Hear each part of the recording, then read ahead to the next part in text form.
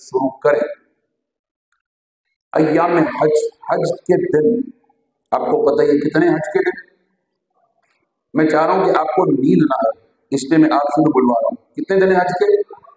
5 दिन। कौन कौन से? 8 से 8, 9, 10, 11, 12 ज़िलहिज्जा, ये 5 दिन हैं हज के। हज के फराइज कितने हैं? 3 फराइज। चलें अब आपके सवाल का जवाब यहां पर भी हम देते हैं। अच्छा, ये कुछ स्लाइडों में आप ये देख रहे हैं कि इनके अंदर तो फासला बताया गया है, अगर के मनासिक से इसका ताल्लुक बरारास्त तो नहीं, लेकिन ये आसानी के लिए लोग कहते हैं कि अच्छा भाई मैं अजीजिया में हूँ तो मेरी जगह से हरम मक्का मुकर्रमा कितनी दूर है, मिना कितनी दूर है, मिना से अरफात कितना है, तो वो इन स्लाइडों में उनको बताया गया है, इसलिए हम उसके ऊपर बड़ा ज्यादा फोकस नहीं करेंगे। हम चलते हैं हज के फराइज। आप देख रहे हैं 3 फराइज हैं हज के। इहराम, वकूफ अराफात, तवाफ ज़ियारत। फर्ज अगर कोई रह जाए तो हज नहीं होता, दम देने से भी नहीं होता। वाजिब रह जाए तो दम देने से होता है। हज के 6 वाजिबात हैं तरतीबवार। वकूफ मुज़दलिफा, यहाँ लिखा होता है 1, 2, 3, 4, वो आपकी आसानी का लिखा हुआ। वकूफ मुज़दलिफा, कंकरियां मारना, कुर्बानी करना, बाल कटवाना, सफा मरवा की सही करना, तवाफ वदा करना, ये 6 वाजिबात हैं। अब जब आप आगे तफसील सुनेंगे तो ये समझ में भी आएगा इंशाअल्लाह कि कौन सा फर्ज और वाजिब किस दिन और किस जगह अदा करना है। कबल इसके लिए हम आगे बढ़ें, मैं यहाँ एक आध बात आपको बता देता हूँ। वो ये है कि हज तमत्तु में ये तो आपको पता है कि अभी आप एहराम में नहीं थे, अब आपने एहराम पहनना है। जहां आप मौजूद है, चाहे आपकी राय अजीजिया में हो या मदीना कुरैश में हो, वहीं पर कहीं नहीं जाना, वहीं गुस्ल कर ले, एहराम पहन ले, एहराम पहनकर 2 रकात नमाज सुन्नतुल एहराम अदा करें और उसके बाद हज की नियत करें। अल्लाहुम्मा इन्नी उरीदुल हज्ज फयस्सिरहु ली व तक़ब्बल मिन्नी, ऐ अल्लाह मैं हज का इरादा कर रहा हूँ या कर रही हूँ, इसको मेरे लिए आसान फरमा और मेरी तरफ से कबूल फरमा। अपने किसी भी जबान में नहीं आप कर सकते, क्योंकि तकरीबन रोज ही एक सवाल मेरे पास आता होता है, तो मैं अभी ही बता देता हूँ। वो लोग जो किसी का हज बदल कर रहे हैं, इस मौके पर भी और उम्रे में भी वो उसका नाम लेंगे। मिसाल के तौर पर हज में हज का और उम्रे में उम्रे का बोलेंगे, ऐ अल्लाह मैं उम्रा या हज कर रहा हूँ अपने वालिद की तरफ से, इसको मेरे लिए आसान फरमा और कबूल फरमा। वो लोग जो दूसरा हज कर रहे हैं, तीसरा हज कर रहे हैं, उनके लिए मशवरा, सिर्फ मशवरा है, वो ये है कि वो बशर्ते कि वो किसी का हज बदल ना कर रहे हो, तब कि वो यूं नियत करें कि ए अल्लाह मैं हज कर रहा हूँ नबी करीम सल्लल्लाहु अलैहि वसल्लम के रफ़े दराजात के लिए और पूरी उम्मत के इसाले सवाब के लिए, इसको मेरे लिए आसान फरमा, हम सब की तरफ से कबूल फरमा। ये वो नियत करें जो अपना हज नहीं कर रहे, वो अपना हज कर चुके, मतलब अब वो नफली हज कर रहे हैं, तो वरना अगर अपना हज है तो वो नियत भी आप समझ गए, हज बदल तो भी आप नियत समझ गए। उसके बाद आपने लब्बैक पढ़ लेना है, एहराम आपका मुकम्मल हो गया। हज का पहला दिन, अब हम शुरू करते हैं दिनों के। हज का पहला दिन 8 ज़िलहिज्जा, लेकिन एक बात खास तौर पर वज़ारत मज़हबी उमूर ने अगले शहर में बताई है, वो समझ लीजिए। वो ये कि आपने ये पढ़ा है, सुना है कि हज का पहला दिन 8 ज़िलहिज्जा, लेकिन आपको रात को लेकर चल जाते हैं 8वीं की रात। ये यहाँ पर आप ये इस साइड में देख रहे हैं कि 7 ज़िलहिज्जा की रात से ले जाना शुरू कर देते हैं। ये रश की वजह से है, ये लाखों हुज्जाज अगर सुबह निकलेंगे 8 को तो कई लोग रात में पहुंचे नहीं जाते, तो ये तो फिर सही नहीं रहेगा। और अगर अराफात में लोग सुबह निकले, सब लोग मिना से अराफात, तो कई लोग तो रात में पहुंचेंगे, हज ही रहेगा। तो पहले पहुंचने में कोई मसला नहीं है, देर से पहुंचने का मसला है। एक तो ये बात है। दूसरी बात यह है कि आपको आपकी बिल्डिंगों में पहले से बता भी दिया जाएगा कि किस वक्त बस आएगी, 9 बजे, रात को 10 बजे, जो भी टाइम लिख दिया होगा, और ये 3-4 दिन पहले लिख कर करा देंगे। उससे पहले आपने तैयारी कर लेनी। दिन को 6 या 7 को अपना वो सामान बना लीजिएगा जो हज के 5 दिनों में आपको चाहिए होगा। याद रखिए कि जो मिनिस्ट्री आपको एक हैंड कैरी देगी वो लेकर न जाएगा उन दिनों में, हज के 5 दिनों में वैसे तो ले जाए, क्योंकि वो भी इतना छोटा नहीं है और पैदल भी बहुत चलना पड़ता है तो मुश्किल हो जाएगी। शोल्डर बैग जैसे बच्चों का स्कूल का बैग होता है उसमें थोड़ा बड़ा है क्योंकि मुख्तसर सामान है, पैदल भी चलना है तो शोल्डर में वो उठाना आसान है। एक एहराम आपने पहन लिया, एक एहतियातन और उसमें रखनी है, और बाकी जो गर्मी के लिहाज से चीजें जैसे स्प्रे बोतल बताइए, छतरी बताई गई है, हवा वाला तकिया मुस्तफा में चाहिए आपको चटाई, ये सामान मुख्तसर सा बना लिए। मशवरा ये कि दवाइयां लाजमी रख लीजिएगा उन दिनों में। हज के इन दिनों में अक्सर उज्जाज को नज़ला, खांसी, हल्का बुखार हो ही जाता है, बल्कि बुजुर्गों ने तो याद रखा है हज कबूल होने की अलामत है। दवाई इलाज तो सुनना है, दवाइयां उन दिनों में लाजमी रखिएगा अपने पास, आपके काम नहीं आ रही किसी और के काम आ जाएगी। कुछ एंटीबायोटिक वगैरह पहले से लेकर भी जाइएगा। फिर जो टाइम होने दिया ये देखिए रवानगी आपकी हो रही है कि बसें जो है वो आ चुकी हैं और बसें अब आपको जो है वो मिना लेकर जा रही है। इसमें वही बड़ी बात, टाइम दिया हुआ तो 9 बजे आ जाएगी, 9 बजे बस नहीं आई, लाखों लोग जा रहे हैं, ट्रैफिक जाम है। वैसे 4 किलोमीटर है अजीजिया से 3-4, लेकिन घंटा 2 घंटे लग जाते हैं तो बसों में आप सवार। अच्छा एक ही बस नहीं, मुस्तकिल बसें लगातार आ रही। अब लोग भगदड़ मचाते हैं, भागते एकदम कि मैं रह ना जाऊं। आपसे ज्यादा फिक्र उनको है अगर हाजी को बिना पहुंचाना है, इत्मीनान से और बारी से सवार हो जाए, खड़ा होना पड़ेगा लेकिन खड़े हो जाए, बसें आपको आपके खेमे के सामने जाके उतार देंगे। 8 ज़िलहिज्जा जैसे मैंने पहले आपको बता दिया ना कि ये जो सेशन है ना इसमें मनासिक थोड़े से मुख्तसर है। इंशाल्लाह जो सेशन ईद के बाद है उसमें जरा तफसील से इंशाल्लाह मिनिस्ट्री की तरफ से और सिनेरिटी आ जाएंगी। अभी ज्यादा फोकस हमने रखा था इंतजामी पर। अब आज को करना है मैं आपको बता दूं, 8 ज़िलहिज्जा को मिना में रहना। हज का कोई फर्ज वाजिब उस दिन है ही नहीं, मिना में रहना सुन्नत है, मिना में नमाजें पढ़ना सुन्नत है। खेमा होता है उसमें 40 लोग होते हैं, मैट्रेस किस तरह का आपको दिखा दिया गया, अलबत्ता उसकी चौड़ाई सिर्फ 20 इंच हो बस, तो जगह की तंगी होती है। वॉशरूमों पर भी लाइन लगती है, वुजूखाने पर भी लाइन लगती है। नमाजें जमात से अदा करें, अपने अपने खेमे में जमातें करवाएं, और अक्सर गवर्नमेंट स्कीम वाले मुकीम होते हैं तो उनकी नमाज पूरी ही होगी। बाज लोग मुसाफिर भी हो सकते हैं जिनका 15 मिनट का क़याम ना हो, सिर्फ मक्का तो वो तो कसर करेंगे, लेकिन पाकिस्तानी जो गवर्नमेंट वाले हैं वो अक्सर मुकीम होते हैं। ये मैंने इसलिए बता दिया कि वहां बड़ी बात हो रही होती है, कुछ कहते हैं कसर करनी है, कुछ कहते हैं पूरी पढ़नी है। हज का पहले दिन गुजर गया 8 ज़िलहिज्जा, अब हम आते हैं हज का दूसरा दिन 9 ज़िलहिज्जा। सुन्नत ये है कि 9 को फजर मिना में पड़े, सूरज निकलने के बाद अरफात जाएं, लेकिन ऐसा हो नहीं पाता, रात को वो लेकर चले जाते हैं। अच्छा अब ये जो आपका अगला सफर है मिना से अरफात, अरफात से मुज़दलिफा, अक्सर हुज्जाज का इंशाअल्लाह ये सफर बजरिए ट्रेन होगा जिसको क़ितारुल मशाहिद कहते हैं। अभी ना आपको पता है ना हमें पता है। 5-6 ज़िलहिज्जा को जब आपको कुछ डॉक्यूमेंट्स वो देंगे, मुअल्लिम के नुमाइंदे आकर देंगे, उस वक्त आपको पता चल जाएगा क्या देंगे वो आपको। एक तो मिना अरफात का कार्ड देंगे आप, और जिसको ट्रेन की सूरत है अक्सर वो होगी, उनको ट्रेन का टिकट सिर्फ देंगे नहीं बल्कि दाएं या बाएं हाथ में पहना देंगे। और जिसको ट्रेन का टिकट नहीं मिला इसका मतलब उसका सफर बजरिए बस होगा। ट्रेन का टिकट उन हुज्जाज को मिलता है जिनके खेमे स्टेशन के करीब होते हैं, क्योंकि स्टेशन तक पैदल जाना होता है, स्टेशन तक कोई बस नहीं लेकर जाती, पैदल जाना होता है, और रश की वजह से स्टेशन तक जाने में भी घंटा 1.5 घंटा लग जाता है बसों का। अब आप अरफात पहुंचेंगे, हो सकता है रात को ही लेकर जाए।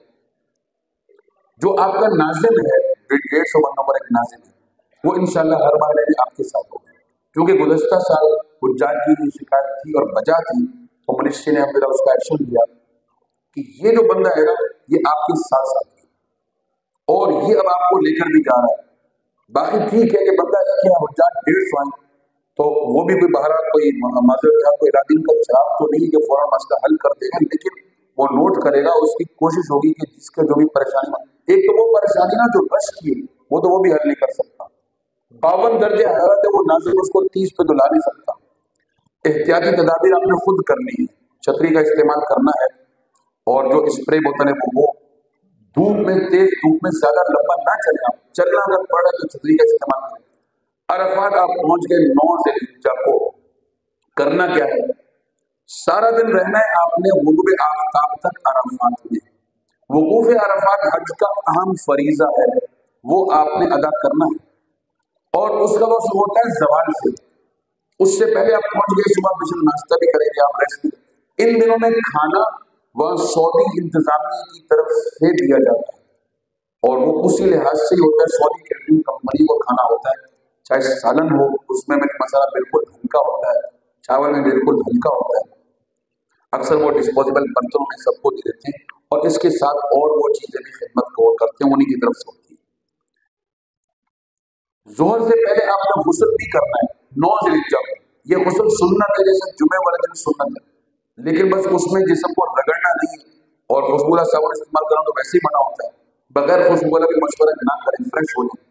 जोर का वक्त हो गया, अब आपने जोर की नमाज पढ़नी है। एक चीज बड़ी अहम है, वो क्या है? आपने सुना हुआ है कि 52-53 दर्जे हरारत। लोग चाहते हैं कि मैं मस्जिद चला जाऊं। ये आप देख रहे हैं, ये मस्जिद नमरा है। मस्जिद नमरा खवातीन बुजुर्ग हजरात ना जाए, नौजवान हजरात अगर जाना चाहते हो तो सुबह जाएंगे, वो 7-8 बजे। उसकी वजह है कि अगर वो 10 बजे सोचते हैं कि मैं जाऊं मस्जिद नमरा, तो उसको जगह नहीं मिलेगी। हालांकि मस्जिद नमरा बहुत बड़ी है, 4 लाख लोग आ जाते हैं। 9:30-10 बजे फुल, बिल्कुल। अब जगह ही नहीं, जब जगह नहीं तो मजबूरन आप कहाँ बैठ रहे हैं? ये रोडों पर आप बैठ रहे हैं, हो सकता है यहाँ भी जगह नहीं, और रोडों पर जब आप बैठ रहे हैं तो 3-4 घंटे इतनी सख्त धूप में आप कैसे बैठेंगे? नौजवान हजरात जाना चाहते हैं, सुबह जाएं, खवातीन बुजुर्ग ना जाएं। अपनी जगह में रहकर जोर जोर के वक्त में, असर के वक्त में, मस्जिद नमरा में इमाम साहब इकट्ठी पढ़ाते हैं। अपनी जगह पर जब होंगे तो अपने अपने वक्त में ही अदा करेंगे। बाद नमाज जोहर ता असर बैठकर तिलावत भी करनी, ज़िक्र अज़कार भी करनी, लेकिन बाद नमाज असर आपने क्या करना है? जी ये खोलिएगा, जिसमें लिखा है सवाल से हुरूब। बाद नमाज असर ता गुरूब आफ्ताब, निकल जाए बाहर, नहीं आगे जवाल से गुरूब बना, और बाहर निकलकर खुले आसमान के नीचे खड़े होकर, ये एक मंजर आप देख रहे हैं कि ये असर के बाद तो ये तपिश भी कम हो चुकी है, जो शेल्टर है उससे बाहर निकली सुन्नत, और खड़े होकर वक्त ज्यादा होते हैं, 1-2 घंटे। ये लाजमी नहीं कि आप खड़े रहें, थोड़ी देर दुआएं मांगने में बैठ गए। अगर आपको जबानी जो दुआएं नहीं आती, किसी किताबचे से देखकर, पाक हज ऐप के अंदर नुमाइंद हज किताबचा अपलोड, उससे देखकर भी आप दुआएं मांग सकते हैं, जिक्र अज़कार कर सकते हैं। बहरहाल ये खड़े होकर खूब दुआएं मांगे, गिड़गिड़ा कर दुआएं मांगे, पहले इनफिरादी तौर पर, फिर इज्तिमाई तौर पर। ये बाद नमाज असर का गुरूब आफ्ताब। जब सूरज गुरूब हो गया तो अब आपने निकल जाना है अरफात से मुज़दलिफा। जो लोग ट्रेन पर आए थे वो ट्रेन पर जाएंगे, और और जो लोग ट्रेन पर नहीं, बसों पर आए तो बस पे जाएंगे। यहाँ पर लोग एक बात और पूछते हैं, ये ट्रेन का एक मरहला आप देख रहे हैं ना, ट्रेनों में जब आप जाएंगे तो ऐसा नहीं है कि बस आपके खेमे से बस आप ट्रेन में बैठ गए। स्टेशन तक पहुंचने की लंबी लंबी लाइन लगी होती है, 2-2 3-3 घंटे भी लग जाते हैं। ये सारा एक मंजर आप उसी का देख रहे हैं ट्रेन का। तो ये इतना आसान भी नहीं है, और हबस भी बहुत होता है, गर्मी भी बहुत होती है। जो लोग बसों पर जा रहे हैं उनके लिए भी मुश्किल। क्या ट्रैफिक जाम, लाखों गाड़ियां। मैं बात ये करना चाहता हूँ कि जो लोग ये कहते हैं, पूछते हैं कि क्या हम पैदल चले जाएं अरफात से मुज़दलिफा? जा सकते हैं, अगर आप पैदल चल सकते हैं तो चले जाएं। 6-7 किलोमीटर है, तकरीबन 1.5 घंटा, सवा घंटा नॉर्मल रफ्तार में लग जाएगा, तो जा सकते हैं पैदल, बशर्ते कि आप पैदल चल सकते हो। वरना जिसका जो भी ये सिस्टम ट्रेन का है या बस का है, लेकिन ज़हन में रखें 3-4 घंटे लग सकते हैं मुज़दलिफा। मुज़दलिफा ये अरफात के अंदर ही है, ये लोग गोया के रवाना हो रहे हैं। ये तो ऊपर वही ट्रेन का जो सिस्टम है उसी का ये पुल है बारह, और ये अरफात के अंदर मौजूद है। अरफात में ये शक आप न कीजिएगा कि मैं जिस जगह हूँ अरफात में तो पता नहीं ये हुदूद अरफात है। ये आप देख रहे हैं, ये मिना और अरफात में, ये तो अरफात है, ये वाशरूम है। ये इसमें रश कम है, वरना एक एक वॉशरूम पर 8-8, 10-10 बंदों की लाइन लग जाती है। वजू खाने की टूटियों पर भी ये होता है। तो रश के औकात में आप ना जाए, एन नमाज के वक्त में ना जाए, 1-1.5 घंटा पहले। लेकिन महाराज ये हज का हिस्सा, बिना हो अराफात हो, वॉशरूम है, तादाद कम है और जज ज्यादा है। ये अराफात के अंदर ही तो उस तरह के बारह खेमे तो नहीं होते, लेकिन ऊपर ये शेल्टर होते हैं। और अब गर्मी की शिद्दत की वजह से एसी का बाकायदा इंतजाम है, वरना जब गर्मी कम थी उस वक्त एयर कूलर थी। अब गर्मी इतनी है कि एसी भी दोपहर को वो काम नहीं करते। बहरहाल ये तो अराफात का एक मंजर अंदर का आपने देखा।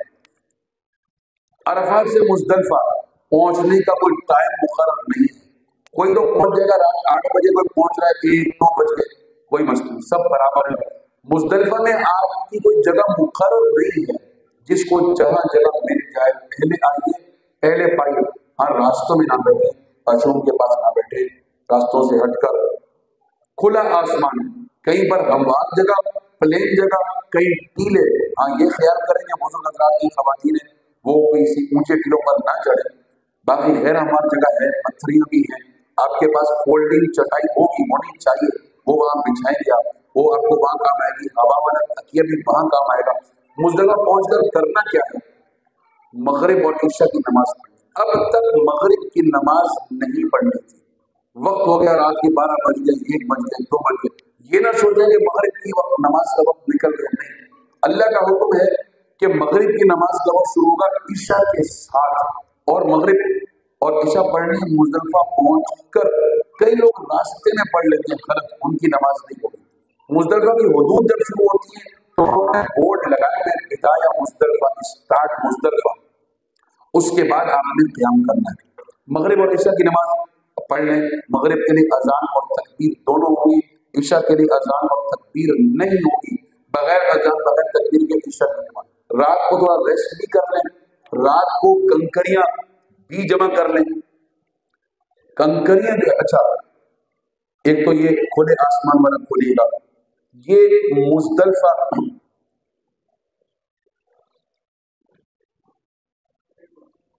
ये जो है मराहिल है मुजदलिफा के। ये लोग मुजदलिफा में मौजूद हैं, आप देख रहे हैं कि हल्की हल्की रोशनी हो चुकी है, इसलिए कि वकूफ मुजदलिफा का वक्त है बाद नमाज फजर, गुरूब तुलुए आफ्ताब तक। उसका तरीका वो ये खड़े होकर किबले का रुख करके हाथ उठा के दुआ मांगते रहें, ये वकूफ मुजदलिफा है। ये मुजदलिफा के मनाज़िर हैं। लोग अब जो है वो इधर उधर जा रहे हैं, या फिर बाज़ लोग तो फजर के बाद ही रवाना हो जाते हैं। ऐसा भी आप कर सकते हैं। सुन्नत यह है कि आधा पौना घंटा दुआएं मांगने और फिर आप रवाना हो। तो रात में किसी वक्त कंकरियां भी आपने जमा करनी है। रात में 70 कंकरियां आपने जमा कर देनी है। ये पानी की बोतल वगैरह होती है, उसमें आप डाल लेंगे, जैसे कि अभी आप यहाँ देखेंगे ये कंकरियों वाला ये खोलिए जी, ये 70 कंकरी। ये कंकरी ज्यादा जो है वो बड़ी नहीं होनी चाहिए, खजूर की गुठली के बराबर या चने के दाने के बराबर। तो वो जो है कंकरियां हो, जैसे ये आप देख रहे हैं ये लोग जमा कर रहे हैं, और वो ऊपर इन्होंने बता भी दिया उसका साइज कि ना बहुत छोटा हो ना बहुत बड़ा, इस किस्म का ये साइज हो। पानी की बोतल में से आप डाल देंगे। ये मुजदलिफा से चुनना सुन्नत है। कई हाजी पूछते मैं भूल गया था तो कहीं और से ले लूं तो ले सकते हैं, लेकिन मुजदलिफा से चुनना सुन्नत है। फजर की नमाज भी मुजदलिफा में अदा करेंगे। वकूफ मुजदलिफा का वक्त शुरू होता है सुबह सादिक के बाद। अगर आप सुबह सादिक से पहले ही निकल गए मुजदलिफा से तो आपका वाजिब रहेगा, जब वाजिब रहेगा तो दम हो जाएगा।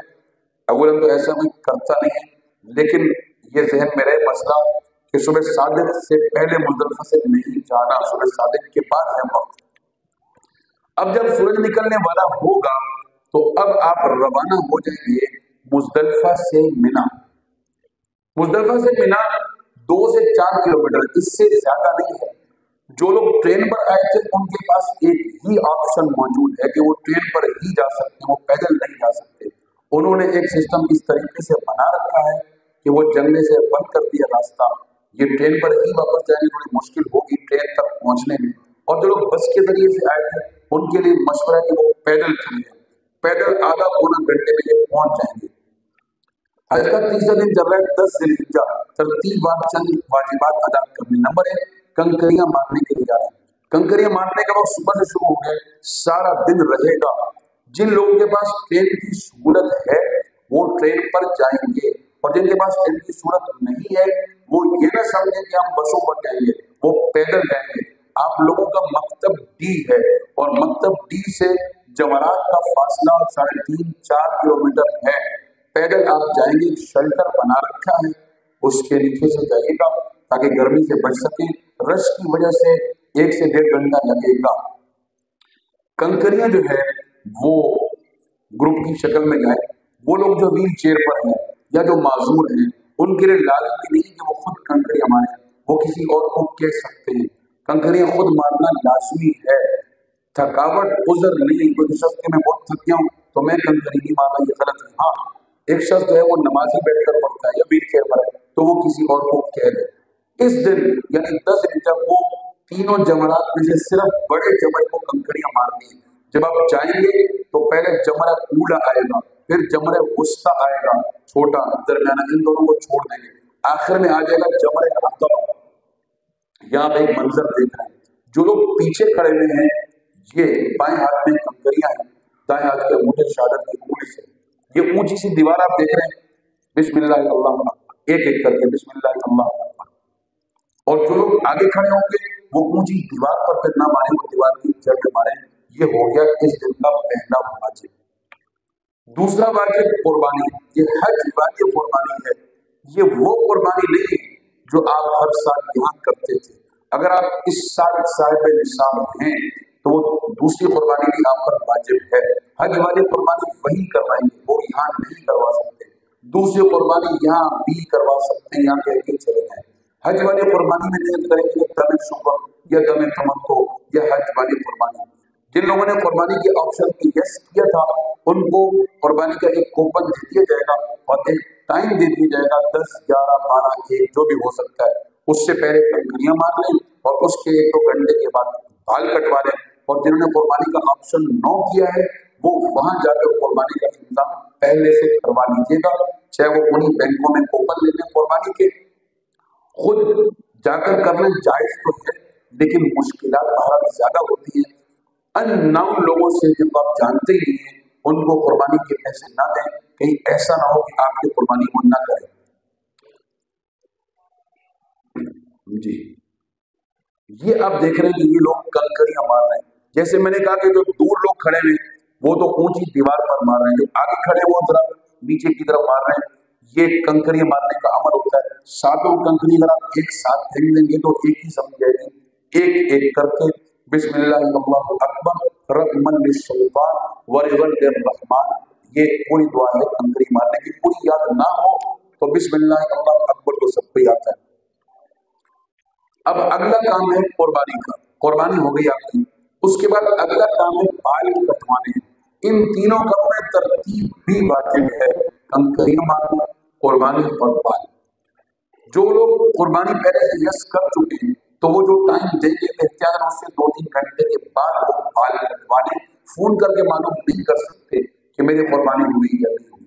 कोशिश तो होती है कि कोई ऐसा सिस्टम बनाया जाए कि उनके पास बकायदा मैसेज भी आ जाए कि आपकी कुर्बानी हो गई है, लेकिन ऐसा बजाय मुश्किल है। बाल काटने के मसाइल मैंने पहले तफसील से बता दिए।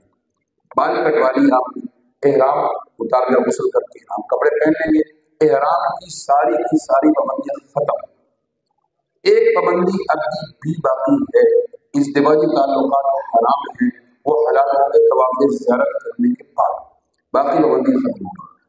अब आपने तवाफ़ ज़ियारत के लिए जाना है। तवाफ़ ज़ियारत हज का तीसरा और आखिरी फर्ज है और इसके 3 दिन हैं, 10, 11, 12। इन तीनों दिनों में जब भी आप चाहें दिन में या रात में जाकर कर सकते हैं। इसके लिए आपको ट्रांसपोर्ट नहीं दी जाएगी, खुद जाना है आपने। ये लोग पैदल भी चले जाते हैं, वरना गाड़ी टैक्सी वगैरह हायर करते हैं, ठीक है। पहले दिन 10 दिन का वो किराया बहुत ज्यादा ले होती है और अगले 2 दिन में थोड़ा सा कम हो जाता है। तवाफ़ ज़ियारत का वही तरीका है और उम्रे वाले तवाफ़ का है। फर्क ये है कि इसमें इहराम नहीं होगा, आम कपड़ों में जाकर आप करेंगे। अलबत्ता कोई शख्स ये पूछता है कि क्या मैं ऐसा कर सकता हूँ कि मैं कंकरियां मारूं और वहीं से शेल्टर सीधा जा रहा है, तकरीबन कोई 5 से 6 किलोमीटर, 1.5 घंटा लगता है, 1.25 घंटा लगता है पैदल लोग जाकर तवाफ ज़ियारत करते हैं तो लोग ये पूछते हैं कि क्या हम ऐसा कर सकते हैं? जी हाँ, बिल्कुल कर सकते हैं कि आप कंकरियां मार लें और ihram अभी है आपका और जाकर आप ihram में ही तवाफ ज़ियारत कर रहे हैं और अभी आपकी कुर्बानी नहीं हुई है तो भी कोई हर्ज नहीं है। बेहतर ये कि ये तीनों काम हो चुके हों, बाल कटवा लिए, आम कपड़ों में जाकर तवाफ ज़ियारत करें। तवाफ ज़ियारत हज का फर्ज है और उसके बाद सफा मरवा की सही करना वाजिब है। तो तवाफ करना है, सही करना। एक चीज और समझ लीजिए, बाज दफा लोग बड़े थकावट का शिकार हो जाते हैं तो वो लोग व्हील चेयर पर तवाफ कर लेते हैं, उनका तवाफ नहीं होगा। अब यह है कि पर्चियां जिन लोगों ने लिखनी है तो ये हमारे स्काउट के हजरात पर्चियां वसूल कर ले अपने यहाँ। जी जी, अभी प्रोग्राम हमारे 10 से 15-20 मिनट हैं, सिर्फ पर्चियां इनको देते हैं बस। तो बैठकर तवाफ ज़ियारत या किसी भी किस्म का तवाफ नहीं हो सकता। जिस तरीके से फर्ज नमाज खड़े होकर पढ़ना वाजिब है, हर किस्म का तवाफ पैदल चलकर करना जरूरी है। इल्ला ये कि कोई माजूर है तो ठीक है, या इतना ज़ईफ हो गया है कि चलना बहुत मुश्किल तो भी ठीक है।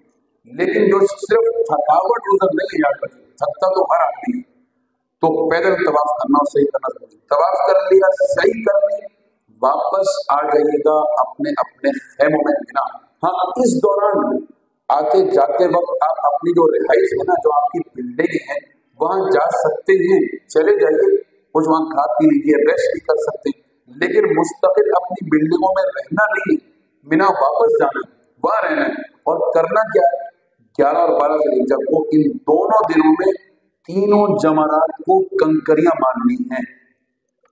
और जो तीनों जमरात को कंकरियां मारनी है उसका वक्त शुरू होता है ज़वाल के बाद, ज़वाल से पहले नहीं, 11 बार। एक चीज का ख्याल रखिएगा, सऊदी मिनिस्ट्री की हिदायत पिछले साल भी आई थी 11 ज़िलहिज्जा को कि 11 बजे से 4 बजे तक लोग कंकरियां मारने ना आए।